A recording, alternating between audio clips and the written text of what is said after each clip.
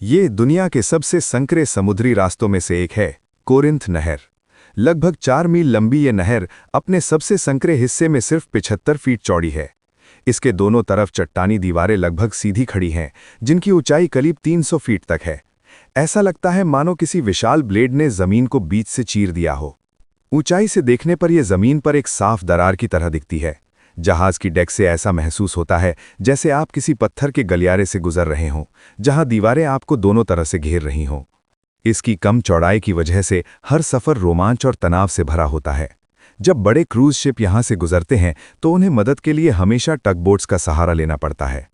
इतने तंग रास्ते में एक चीज काम करती है, बैंक इफेक्ट।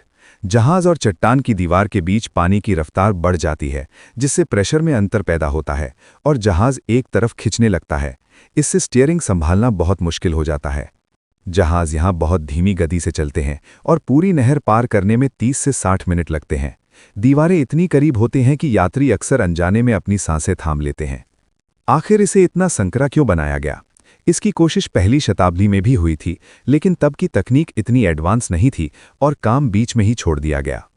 फिर 19वीं शताब्दी में 10 साल की कठिन खुदाई के बाद 1893 में ये नहर खुली। इसे आज के विशाल जहाज़ों के लिए नहीं बनाया गया था, फिर भी ये आधुनिक कैप्टन्स के धैर्य की सबसे बड़ी परीक्षा लेती है।